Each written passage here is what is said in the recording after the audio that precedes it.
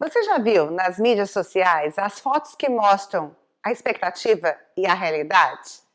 Por meio das mídias sociais, vemos diariamente fotos de famosos ou amigos de uma expectativa de físico até de lugares que parecem estar longe da realidade. Como se vivêssemos dois mundos, um mundo paralelo, e que tornamos público, o que tornamos público e o que tornamos realidade. Vou confessar que eu amo colocar as minhas fotos mais bonitas no meu feed do Instagram. Como se criasse isso fosse uma realidade perfeita da minha vida. Lógico que não é. Agora, espere, antes de você me julgar, eu tenho certeza que você também faz coisas assim. Todos nós agimos em público uma coisa e em casa, na família, de forma diferente, como se tivéssemos dois mundos. Muitas vezes agimos em casa de uma maneira que nunca agiríamos com nossos amigos, na escola ou até mesmo em público. Não somos apenas esquisitos em casa, mas a maioria de nós é um pouco mais, vamos dizer assim, difícil. Você me entende? Olha, pense assim, você nunca iria deixar suas meias de academia fedidas na sala da casa de um amigo. Mas você não pensa duas vezes antes de fazê-lo em sua própria casa. Você nunca conversaria com seu professor da mesma maneira que você fala com seu pai. Você nunca seria tão chato com um companheiro de equipe quanto você é com seu irmão. E como eu sei, você provavelmente não ficaria bravo tão rapidamente com ninguém fora da sua casa, como você fica bravo com as pessoas da sua família. Mas como isso é possível? Mais importante, por que isso acontece? Porque agimos de duas maneiras completamente diferentes, dependendo de onde estamos. Pode haver muitas razões para isso, mas eu acho que uma das principais razões é pensar na minha casa como o meu mundo. Cada um de nós vive o seu mundo. Você sabe o que eu quero dizer? Talvez não falemos em voz alta, mas entramos pela porta e queremos saber se o cardápio do jantar é algo que gostamos. Nós reclamamos de ir ao show de banda dos nossos irmãos porque nós temos outros planos em mente. É o nosso mundo e queremos que seja do nosso jeito. E isso não é tão verdadeiro em nenhum outro lugar. Muitos de nós, ao jantar na casa de um amigo, nunca diria que nojo ou eca, odeio lasanha. Por que você fez isso? Nunca diríamos ao treinador que não vamos ao jogo, por já termos outros planos. Ao menos, não deveríamos fazer isso, não é verdade? Mesmo que saibamos que podemos ter uma atitude não muito legal com as pessoas na escola, nunca acontecerá no nível em que se dá nas nossas casas. Para alguns de nós, a casa parece ser o único lugar seguro para sermos a versão mais real de nós mesmos. As pessoas com quem convivemos nos amam, mesmo quando somos bobos. Mas, ao mesmo tempo, todos nós tendemos a ser não apenas os mais reais, também a pior versão de nós mesmos. Não importa o que esteja acontecendo, eu me faço a seguinte pergunta: como isso me afeta? Eu quero dizer, pense bem, tudo que dizemos ou fazemos na nossa família, em casa, é uma resposta a essa pergunta. Como isso me afeta? Por exemplo, Minha família adora carne, mas eu sou vegetariana. E o que eles fazem? Eles saem para comer sanduíches após o jogo. E eu estou aqui tentando não vomitar, vendo aquela mistura e comendo aquela versão de hambúrguer de feijão. Eu faço questão de que todos saibam quão ruim é aquilo, o tempo inteiro. Eu não posso sair com meus amigos, porque eu tenho que cuidar dos meus irmãos menores. E como isso me afeta? Eu acho que isso não é justo. Então, eu vou reagir com uma atitude ruim para com os meus pais. Está vendo? O que eu acho é que muitos de nós não percebemos quando pensamos sobre nossas vidas dentro de casa, da nossa família. E o quanto a nossa resposta para essa pergunta, como isso me afeta, muda a vibe em nossa casa.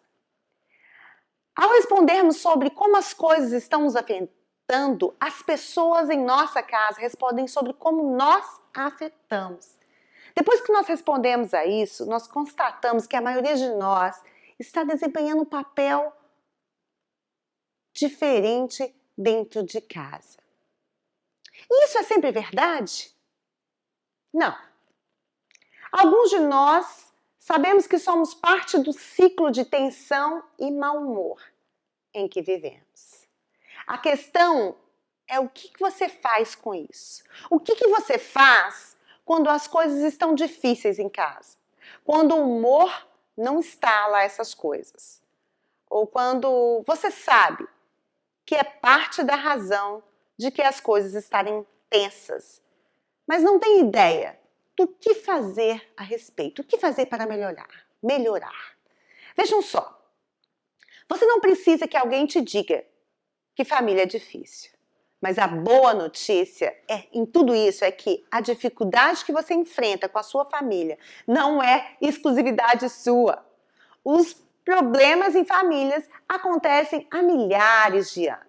Na verdade, uma das coisas que mais amo nos eventos reais da Bíblia é como eles nos dão uma visão real das pessoas, visão real das maneiras como eles viviam.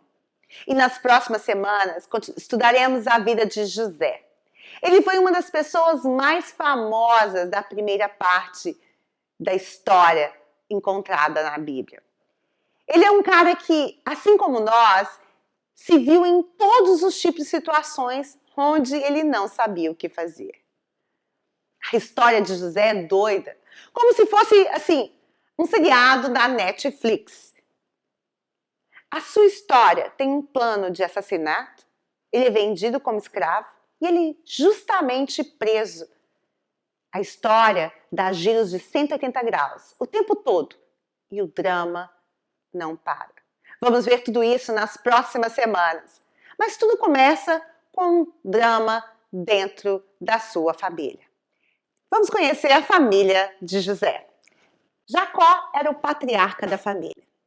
Ele apaixonou-se por Raquel e teve que trabalhar 7 anos para casar-se com Raquel. Mas foi enganado pelo seu sogro, que o fez trabalhar, que o deu Lia ao invés de Raquel, e o fez trabalhar mais 7 anos. Jacó teve 12 filhos. Não somente de Raquel e Lia, mas de outras 2 mulheres. E dentre os 12 filhos de Jacó, temos José, o mais novo, e o preferido pelo pai. Soa como um filme, na verdade. Havia 2 outras mulheres com quem ele nunca se casou, mas com quem também teve filhos. E que reviravolta na história, Raquel, a esposa que Jacó mais amava, não podia ter filhos. Enquanto todas as outras mulheres lhe davam filhos, Raquel não. Raquel não conseguia. Mas de repente ela engravidou e teve José. Ele era como o bebê milagroso e Jacó, o pai, era louco por ele.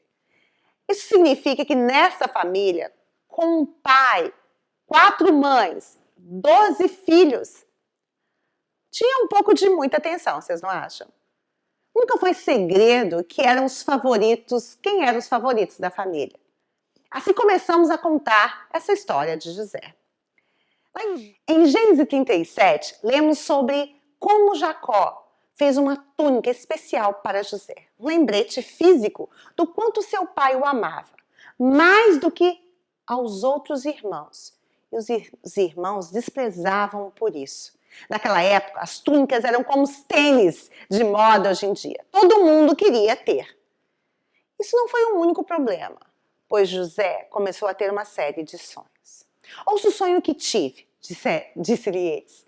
Estávamos amarrando os feixes de trigo no campo, quando o meu feixe se levantou, ficou de pé, e os seus feixes se juntaram ao redor do meu e se curvaram diante dele.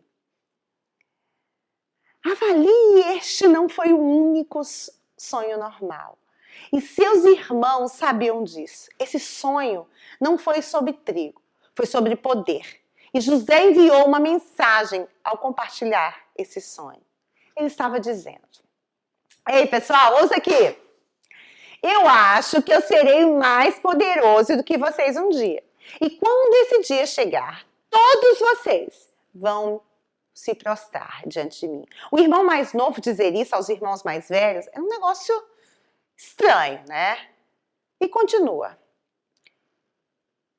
Eles perguntaram: então você vai reinar sobre nós? Quer dizer que você vai governar sobre nós? E o odiaram ainda mais, por causa do sonho que ele tinha tido. Está lá em Gênesis. O clima não estava bom. Os irmãos de José estavam aborrecidos com a questão da túnica dos sonhos. E José teve outro sonho, envolvendo o sol, a lua e as estrelas se curvando a ele. Era a mesma mensagem, mas dessa vez incluiu seus pais, que também estavam se curvando a ele. E ele contou a Jacó e seus irmãos. Não foi a melhor ideia. Você pode imaginar a tensão que toda essa família, um pai, 4 mães, uma dúzia de filhos e um filho favorito, falando que todos iam se curvar diante dele? Por que ele faria isso?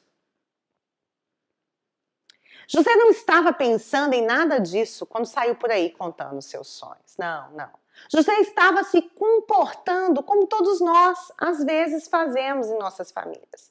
Somos muito mais conscientes a respeito de como somos tratados, mas não somos muito conscientes sobre como isso afeta outras pessoas. E a família de José era da mesma maneira. Todos os irmãos de José puderam ver como a situação toda os afetava. Quero dizer, José usar sua túnica, recebida de presente, causou um mesmo impacto de receber um carro novinho, 0 quilômetros, ao completar 18 anos. Enquanto todos os outros compartilhavam o carro da mãe velho. Não foi certo, e eles sentiram isso. A verdade é que esses poucos versículos de Gênesis falam muito mais do que relatar alguns sonhos estranhos de uma túnica. É sobre a tensão familiar nunca resolvida e deixada do lado que foi crescendo. E temos essa história na Bíblia por um motivo. Por quê, gente? Para nos mostrar que família sempre foi uma coisa complicada. Para nos ensinar a prestarmos atenção em como nossas ações e até mesmo nossas situações afetam as pessoas com quem vivemos. Para nos lembrar que a tensão deixada sem solução nunca desaparecerá. O que os membros da família poderiam ter feito de forma diferente? José poderia ter se visto como parte do problema, ou seja, como uma pessoa inserida em uma família numerosa, vejam, 12 filhos, e não se sentir o centro dessa família. O pai, Jacó, poderia ter reconhecido que o seu favoritismo estava afetando todos os demais filhos. Os irmãos poderiam ter se acalmado um pouco e terem perdoado os ressentimentos provocados por José.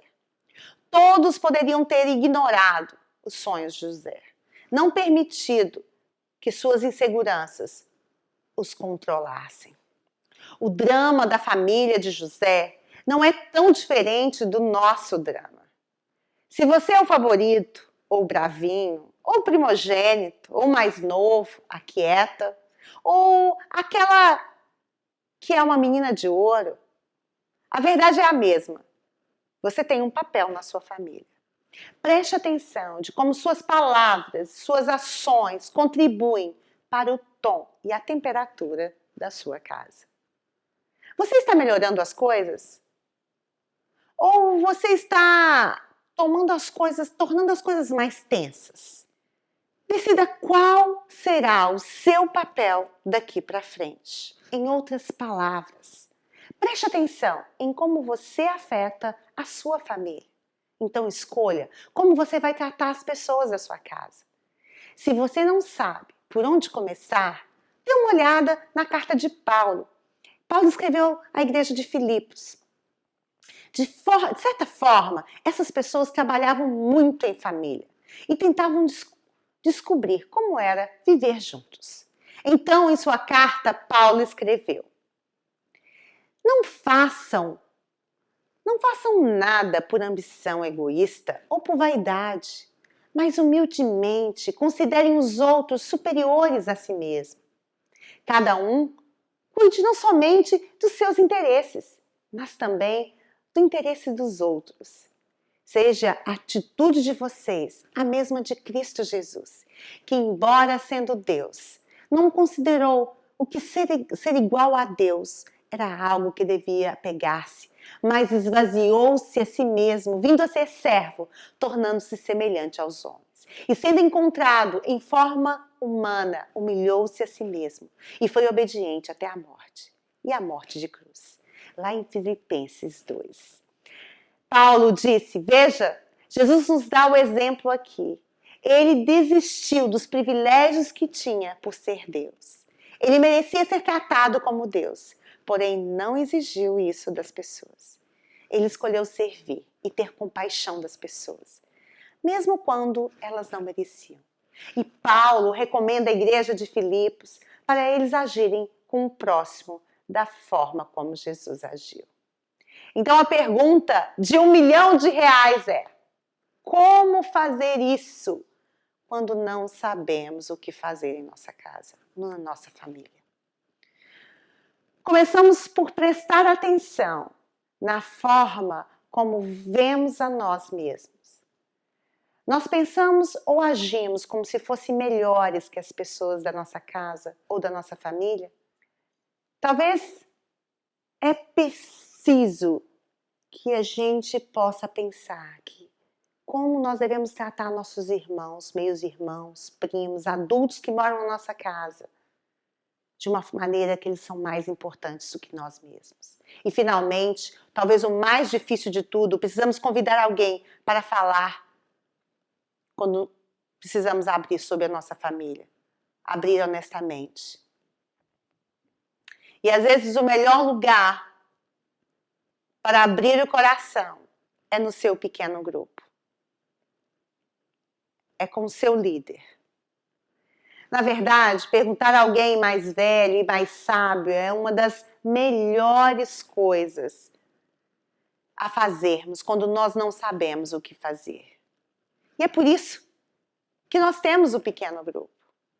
Todos nós precisamos de pessoas na nossa vida, de pessoas mais sábias, como um líder, que conheçam a realidade das nossas famílias, para que possam nos ajudar a descobrir o que fazer quando nós não sabemos como agir. Imagine por um segundo todos da sua família fazendo isso. E se todos prestassem atenção em como eles afetam uns aos outros, o que isso faria ou tornaria os relacionamentos diferentes na sua família, na sua casa? O que isso fará pelo nível geral de tensão e paz na sua casa? Se tudo começar com você, é possível. Porque o que você faz afeta a sua família.